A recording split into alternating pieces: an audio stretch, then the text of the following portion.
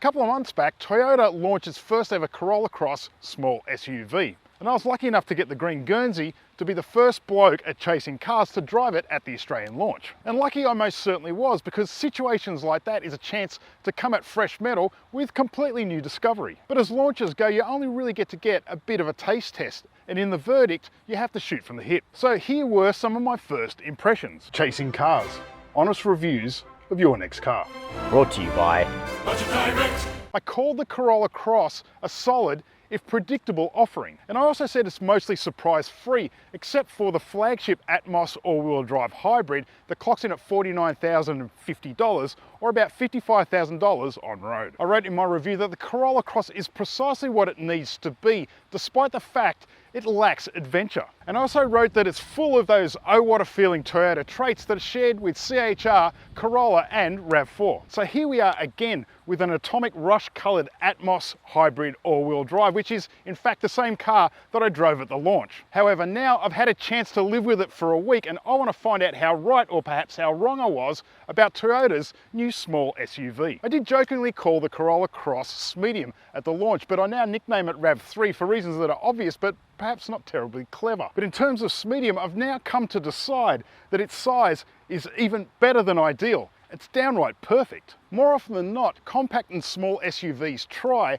and fail to be large and roomy enough for genuine family friendliness. And the problem with a lot of medium-sized SUVs is they do tend to feel excessive because they're trying too hard to be large SUVs. But the Corolla Cross is neither. It taps this Goldilocks-like middle ground where it feels like a fully formed SUV, and yet there's a lightness from behind the wheel that makes it really engaging to drive. Next up is styling, and I must say the Corolla Cross design has really grown on me. It doesn't promise much action or sportiness though, nor should it.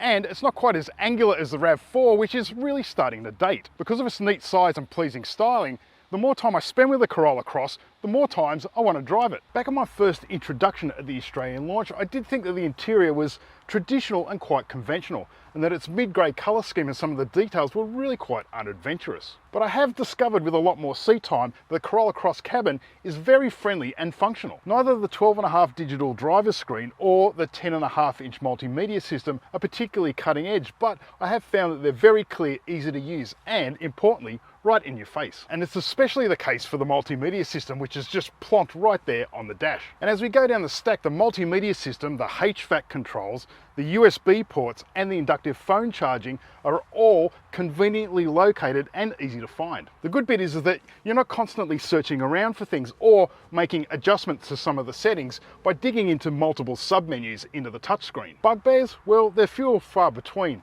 One little one is that it'd be nice to have a volume knob rather than these two buttons. But the one thing that really gets my goat is that sometimes on startup, Apple CarPlay syncs immediately, and then other times it just sits there for minutes on end trying to connect. Outside of that, everything about the Corolla Cross is simplicity, and that's one of the most pleasing and attractive things about it. I've driven a bunch of other cars over the last couple of months, and I've noticed that pretty much everything has something that's distracting while you're driving. The Corolla Cross couldn't be any different because everything is just laid out logically and falls easily to hand. I really do think that the Corolla Cross could add a bit of colour in here, although that doesn't negatively impact the general airiness. A lot of that has to do with the large glass area, including the roof, and outward visibility is excellent. And all of that conspires into something that feels roomy, yet is light and airy and engaging. First time out, I described the second row as excellent, and it still is. For adults, even large adults, it's extremely roomy and the kind of roominess that you would generally expect from a mid-size SUV. The leather appointed trim is quite comfy and welcoming, but it also feels durable enough to withstand whatever confectionery horrors that your kids might throw at it. It's not terribly fancy in here, and it actually could do with some bins down in the doors, but you could use and abuse it for the school run without a second thought. And yet the general comfort in here is so good that you wouldn't have second thoughts about loading all the family in and going on the long school holiday drive. With its air vents, dual USB-C ports and cup holders, it doesn't come up short as a grand touring machine. The size of the Corolla Cross boot? Well, I have since discovered that it largely depends on which variant you're talking about because it varies up and down the range. Some versions of the SUV get 436 litres, which is twice that of the Corolla hatchback. But those are the front drive versions. The hybrid all-wheel drive versions like this Atmos actually only get 380 litres, though the space that you do get is quite practical. But the main bugbear here is that you only get a tyre inflator kit. If you do opt for the front drive version, you not only get more boot space, but you do get a space saver spare. Servicing is capped at $230 per visit for the first 5 visits, or $1,150. It'll need to be serviced every 12 months or 15,000 kilometres, and the warranty is 5 years unlimited, which is pretty standard in the industry now. This mid 4 litre fuel consumption is pretty handy, and it will run on 91 RON. So the Corolla Cross fits a hybrid system that outputs total system power of 147 kilowatts. It's comprised of a petrol 4-cylinder that offers 112 kilowatts and 190 newton meters, and it's backed up by an electric motor offering 83 kilowatts and 206 newton meters. You can force it into full EV mode, and there are 3 drive modes in Eco, Normal and Power, but basically most owners are going to set and forget in normal drive mode. Back on my first drive, I explained that you'd probably be splitting hairs to notice much difference between this new 5th generation hybrid system and the 4th gen that's used in some other Toyotas such as the Corolla. But slog around for days on end like I have this week, and some of those nuanced differences really do start coming noticeably to the surface.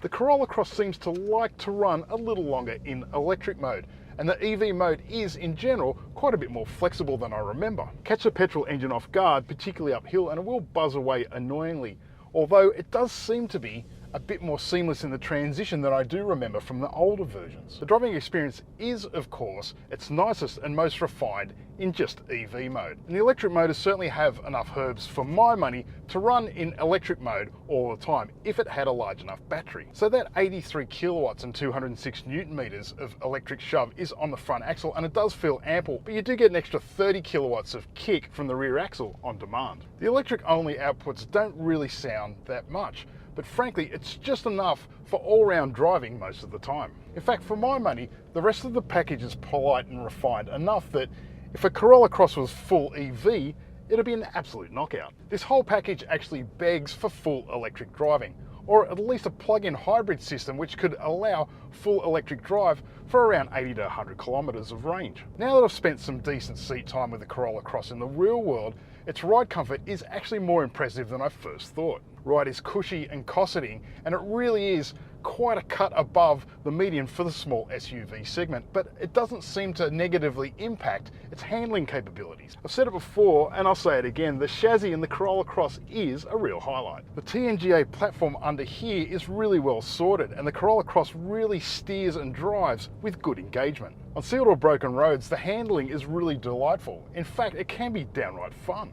At 1,550 kilos, it's not the most lightweight SUV out there, and yet somehow it still manages to feel light and engaging. But when it comes to mid-sized SUV accommodation and small hatchback-like engagement, few SUVs out there offer the sort of blend that the Corolla Cross does. Fuel economy? Well, Toyota claims 4.4 litres for the combined cycle, and after a week I can say that it's bang on genuine for its claim. And that's just jumping in, selecting D and going on about my business. No silly drive mode filling required.